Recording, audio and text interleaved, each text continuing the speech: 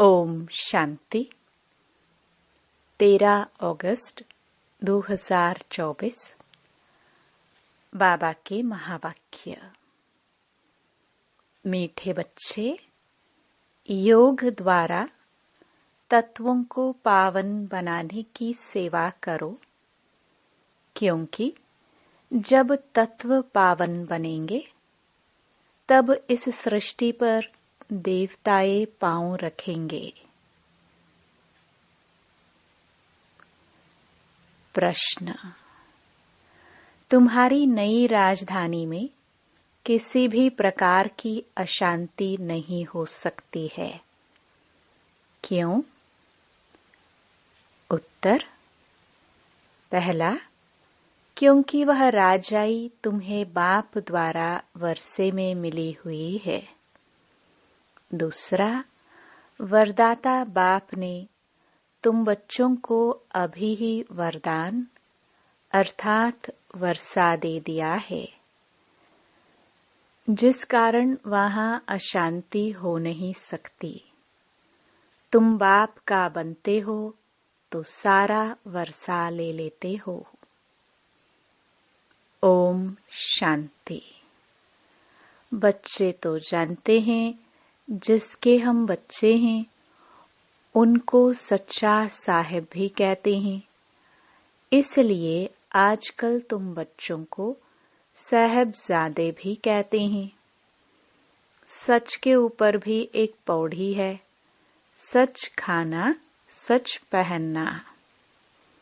भल यह मनुष्यों की बनाई हुई है, परंतु यह बाप बैठ समझाते हैं। बच्चे जानते हैं, ऊंचे ते ऊंचा बाप ही है, जिसकी बहुत महिमा है, जिसको रचयिता भी कहते हैं। पहले पहले है बच्चों की रचना। बाप के बच्चे हैं ना। सब आत्माएं बाप के साथ रहती हैं। उनको कहा जाता है बाप का घर, स्वीट होम। यह कोई होम नहीं।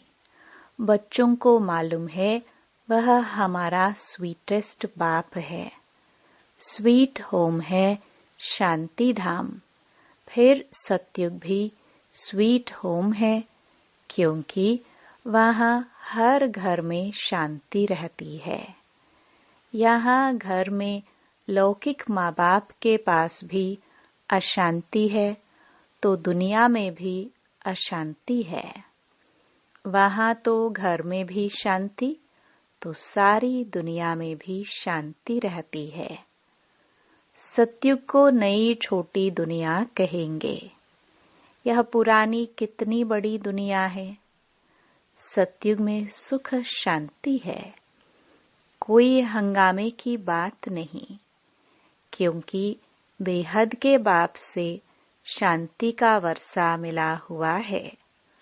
गुरु गोसाई आशीर्वाद देते हैं, पुत्रवान भव, आयुष्वान भव। यह कोई नई आशीर्वाद नहीं देते हैं। बाप से तो ऑटोमेटिकली वर्षा मिलता है।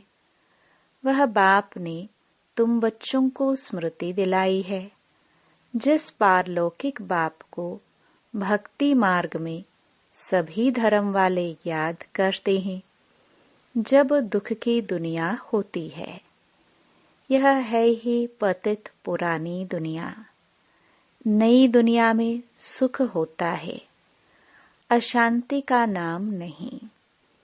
अभी तुम बच्चों को तो पवित्र गुणवान बनना है, नहीं तो बहुत सजाएं खानी पड़ेगी। बाप के साथ साथ धर्मराज भी है, हिसाब किताब चुकतू कराने वाला। ट्रिब्यूनल बैठती है ना। पापों की सजाएं तो जरूर मिलनी है। जो अच्छी रीति मेहनत करते हैं वह थोड़ी सजाएं खाएंगे। पाप की सजा मिलती है, जिसको कर्म भोग कहा जाता है। यह तो रावण का पराया राज्य है। इसमें अपार दुख हैं। राम राज्य में अपार सुख होते हैं। तुम समझाते तो बहुतों को है, फिर कोई झट समझ जाते हैं और कोई देर से समझते हैं। कम समझते हैं तो समझो इसने भक्ति देरी से की है। जिसने शुरू से भक्ति की है वह ज्ञान को भी जल्दी समझ लेंगे, क्योंकि उनको आगे नंबर में जाना है। तुम जानते हो हम आत्माएं स्वीट होम से यहाँ आई हैं। साइलेंस मूवी टॉकी है ना। बच्चे ध्यान में जाते हैं तो सुनाते हैं कि वहाँ मूवी चलती है। उनका कोई ज्ञान मार्ग से ताल्लुक नहीं। मुख्य बात है अपने को आत्मा समझ बाप को याद करो, बस और कोई बात नहीं। बाप निराकार, बच्चे भी यानी आत्मा भी इस शरीर में निराकार है और कोई बात ही नहीं उठती। आत्मा का लव तो एक परमपिता परमात्मा के साथ ही है। शरीर तो सब पतित हैं, तो पतित शरीर से लव हो ना सके। आत्मा भल पावन बन जाती है, परंतु शरीर तो पतित है। पतित दुनिया में शरीर पावन बनता ही नहीं। आत्मा को तो पावन यहाँ बनना है, तब इन पुराने शरीरों का विनाश होगा। आत्मा तो अविनाशी है। आत्मा का काम है बेहद के बाप को याद कर पावन बनना। आत्मा पवित्र है तो शरीर भी पवित्र चाहिए। वह मिलेगा नई दुनिया में। आत्मा भल पावन बन जाए। आत्मा को एक परमपिता परमात्मा के साथ ही योग लगाना है। बस इस पतित शरीर को तो टच भी नहीं करना है। यह आत्माओं से बाप बात करते हैं। समझने की बातें हैं ना। सतयुग से लेकर कलयुग तक शरीरों के साथ लटके हो। भल वहाँ आत्मा और शरीर दोनों पवित्र हैं। वहाँ विकार में जाते नहीं, जिससे शरीर या आत्मा विकारी बने। वल्लभाचारी भी होते हैं, टच करने नहीं देते। तुम जानते हो उन्हों की आत्मा कोई निर्विकारी पवित्र नहीं होती। वह एक वल्लभाचारी पंथ है जो अपने को ऊंच कुल वाले समझते हैं। शरीर को भी टच करने नहीं देते हैं। यह नहीं समझते कि हम विकारी अपवित्र हैं। शरीर तो भ्रष्टाचार से पैदा हुआ है। यह बातें बाप आकर समझाते हैं। आत्मा पावन बनती जाती है तो फिर शरीर भी बदली करना पड़े। पावन शरीर तो तब बने जब 5 तत्व भी पावन बन जाए। सतयुग में तत्व भी पवित्र होते हैं, तब शरीर भी पवित्र बनते हैं। देवताएं पतित शरीर में पतित धरनी पर पैर नहीं रखते हैं। उनकी आत्मा और शरीर दोनों पवित्र पावन होते हैं, इसलिए वह सतयुग में ही पैर धरते हैं। यह है पतित दुनिया। आत्मा पारलौकिक बाप परमात्मा को याद करती है। एक है शारीरिक बाप, एक है अशरीरी बाप। अशरीरी बाप को याद करते हैं क्योंकि उनसे ऐसा सुख का वर्षा जरूर मिला है, तो याद करने बिगर रह नहीं सकते। भल इस समय तमो प्रधान बने हैं तो भी उस बाप को जरूर याद करते हैं, परंतु यह फिर उल्टी शिक्षा मिलती है कि ईश्वर सर्वव्यापी है। फिर इस बात में भी मूंझ पड़ते हैं कि मनुष्य मनुष्य ही बनता है। यह सब भोले बाप आकर समझाते हैं। बाप एक ही मन मनाभव का मंत्र देते हैं, उनका भी अर्थ चाहिए। अपने को आत्मा समझ बाप को याद करो, बस यही धुन लगी रहे जिससे तुम पावन बन सकेंगे। देवताएं पवित्र हैं, अब बाप आकर फिर से ऐसा पवित्र बनाते हैं। सामने एम ऑब्जेक्ट रख देते हैं। जो बूत मूर्ति बनाने वाले होते हैं, मनुष्य की सूरत देख झट उनका बूत बना देते हैं, जैसे कि वह जीता जागता सामने बैठा है। वह तो जड़बूत हो जाते हैं। यहाँ बाप तुमको कहते हैं, तुमको ऐसा चैतन्य लक्ष्मी नारायण बनना है। कैसे बनेंगे? मनुष्य से देवता तुम इस पढ़ाई और प्योरिटी से बनेंगे। यह स्कूल है ही मनुष्य से देवता बनने का।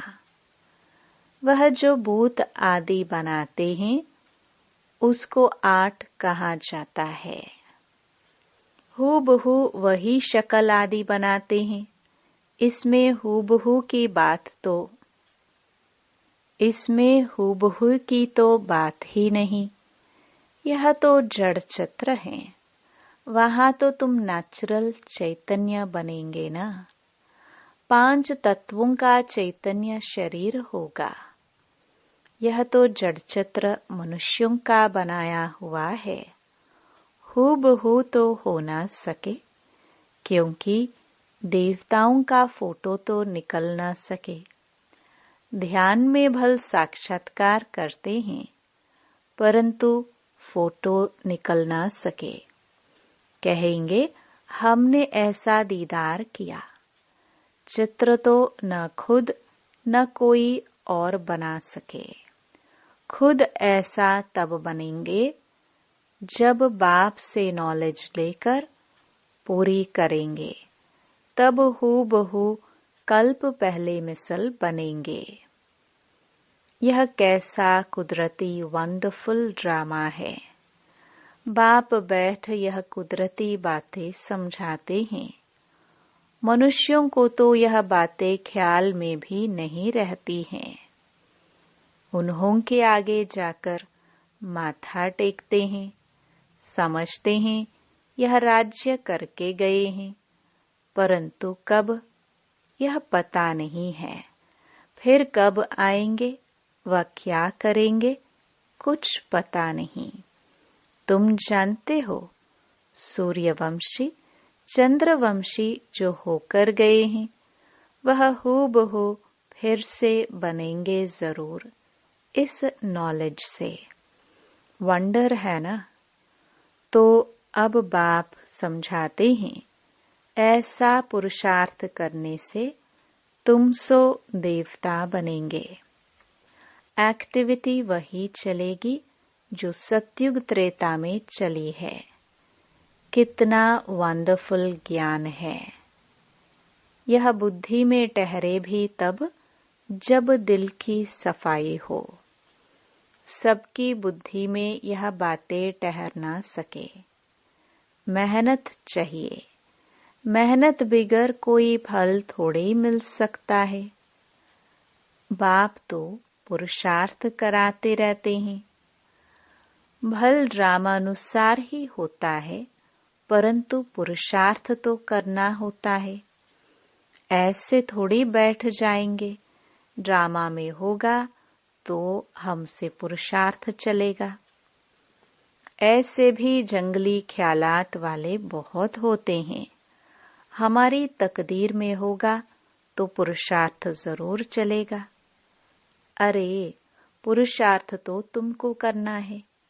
पुरुषार्थ और प्रारब्ध होती है। मनुष्य पूछते हैं, पुरुषार्थ बड़ा या प्रारब्ध बड़ी? अब बड़ी तो प्रारब्ध होती है, परंतु पुरुषार्थ को बड़ा रखा जाता है, जिससे प्रारब्ध बनती है। हर एक मनुष्य मात्र को पुरुषार्थ से ही सब कुछ मिलता है। कोई ऐसे भी पत्थर बुद्धि हो पड़ते जो उल्टा उठा लेते हैं। समझा जाता है इनकी तकदीर में नहीं है, टूट पड़ते हैं। यहाँ बच्चों को कितना पुरुषार्थ कराते हैं, रात दिन समझाते रहते हैं। अपने कैरेक्टर्स जरूर सुधारने हैं। नंबर 1 कैरेक्टर है पावन बनना। देवता तो है ही पावन, फिर जब गिर पड़ते हैं, कैरेक्टर्स बिगड़ते हैं, तो एकदम पतित बन जाते हैं।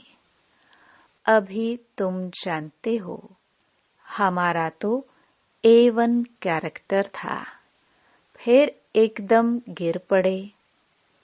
सारा मदार है पवित्रता पर, इसमें ही बहुत डिफिकल्टी होती है। मनुष्य की आंखें बहुत धोखा देती हैं, क्योंकि रावण का राज्य है। वहां तो आंखें धोखा देती ही नहीं। ज्ञान का तीसरा नेत्र मिल जाता है, इसलिए रिलीजन इज माइट कहा जाता है। सर्वशक्तिमान बाप ही आकर के यह देवी देवता धर्म स्थापन करते हैं। भल करती तो सब आत्मा है, परंतु मनुष्य के रूप में करेगी। वह बाप है ज्ञान का सागर। देवताओं से इनकी महिमा बिल्कुल अलग है। तो ऐसे बाप को क्यों नहीं याद करेंगे? उन्हों को ही नॉलेजफुल बीज रूप कहा जाता है। उनको सत चित आनंद क्यों कहा जाता है? झाड़ का बीज है, उनको भी झाड़ का मालूम तो है ना, परंतु वह है जड़ बीज। उनमें आत्मा जैसे जड़ है, मनुष्य में है चैतन्य आत्मा। चैतन्य आत्मा को ज्ञान का सागर भी कहा जाता है। झाड़ छोटे से बड़े होते हैं तो जरूर आत्मा है, परंतु बोल नहीं सकते। परमात्मा की महिमा कितनी है। ज्ञान का सागर, यह महिमा आत्मा की नहीं, परम आत्मा माना परमात्मा की गाई जाती है। फिर उनको ईश्वर आदि कहते हैं। असल नाम है परम पिता परमात्मा। परम अर्थात सुप्रीम। महिमा भी बड़ी भारी करते हैं। अभी दिन प्रतिदिन महिमा भी कम होती है, क्योंकि पहले बुद्धि सतो थी, फिर रजो तमो प्रधान बन जाती है। यह सब बातें बाप आकर समझाते हैं। मैं हर 5000 वर्ष बाद आकर पुरानी दुनिया को नई दुनिया बनाता हूँ। गायन भी है ना, सतयुग आदि है भी सत, हो से भी सत। कोई पौड़ी अच्छी बनाई हुई है, क्योंकि वह तो फिर भी इतने पतित नहीं है। पीछे आने वाले इतने पतित नहीं होते। भारतवासी ही बहुत सतो प्रधान थे, वही फिर बहुत जन्मों के अंत में तमो प्रधान बने हैं। और धर्म स्थापकों के लिए ऐसे नहीं कहेंगे। वह न इतना सतो प्रधान बनते, न इतना तमो प्रधान बनना है। न बहुत सुख देखा है, न बहुत दुख देखेंगे। सबसे जास्ती तमो प्रधान बुद्धि किसकी बनी है? जो पहले पहले देवता थे, वही सब धर्मों से जास्ती गिरे हैं। भल भारत की महिमा करते हैं, क्योंकि बहुत पुराना है। विचार किया जाए तो इस समय भारत बहुत गिरा हुआ है। उत्थान और पतन भारत का ही है, अर्थात देवी देवताओं का है। यह बुद्धि से काम लेना है। हमने सुख भी बहुत देखे हैं जब सतो प्रधान थे, फिर दुख भी बहुत देखे हैं क्योंकि तमो प्रधान है। मुख्य है ही 4 धर्म, डेटिज्म, इस्लामिज्म, बुद्धिज्म और क्रिश्चियनिज्म। बाकी इनसे वृद्धि होती गई है। इन भारतवासियों को तो पता ही नहीं पड़ता कि हम किस धर्म के हैं। धर्म का मालूम न होने कारण धर्म ही छोड़ देते हैं। वास्तव में सबसे मुख्य धर्म है यह, परंतु अपने धर्मों को भूल गए हैं। जो समझू सयाने हैं वह समझते हैं इन्हों का अपने धर्म में ईमान विश्वास नहीं है। नहीं तो भारत क्या था, अभी क्या बना है। बाप बैठ समझाते हैं, बच्चे तुम क्या थे। सारी हिस्ट्री बैठ समझाते हैं। तुम देवता थे, आधा कल्प राज्य किया, फिर आधा कल्प के बाद रावण राज्य में तुम धर्म भ्रष्ट कर्म भ्रष्ट बन गए। अभी फिर तुम दैवी संप्रदाय के बन रहे हो। भगवान वाच, बाप कल्प कल्प तुम बच्चों को ही समझाकर ईश्वरीय संप्रदाय बनाते हैं। अच्छा, मीठे मीठे सिखिलदे बच्चों प्रति मात पिता बाप दादा का याद प्यार और गुड मॉर्निंग। रूहानी बाप की रूहानी बच्चों को नमस्ते। धारणा के लिए मुख्य सार। पहला, अपने दिल की सफाई से बाप के वंडरफुल ज्ञान को जीवन में धारण करना है। पुरुषार्थ से ऊंच प्रारब्ध बनानी है। ड्रामा कहकर ठहर नहीं जाना है। दूसरा, रावण राज्य में क्रिमिनल आंखों के धोखे से बचने के लिए ज्ञान के तीसरे नेत्र से देखने का अभ्यास करना है। पवित्रता जो नंबर 1 कैरेक्टर है, उसे ही धारण करना है। वरदान। ब्राह्मण जन्म की जन्म पत्री को जान, सदा खुशी में रहने वाले श्रेष्ठ भाग्यवान भव। ब्राह्मण जीवन नया जीवन है। ब्राह्मण आदि में देवी देवता हैं और अभी बीके हैं। ब्राह्मणों की जन्म पत्री में तीनों ही काल अच्छे से अच्छा है। जो हुआ वह भी अच्छा, और जो हो रहा है वो और अच्छा, और जो होने वाला है वह बहुत बहुत अच्छा। ब्राह्मण जीवन की जन्म पत्री सदा ही अच्छी है, गारंटी है। तो सदा ऐसी खुशी में रहो कि स्वयं भाग्य विधाता बाप ने भाग्य की श्रेष्ठ रेखा खींच दी, अपना बना लिया। स्लोगन। एक रस स्थिति का अनुभव करना है तो एक बाप से सर्व संबंधों का रस लो। ओम शांति।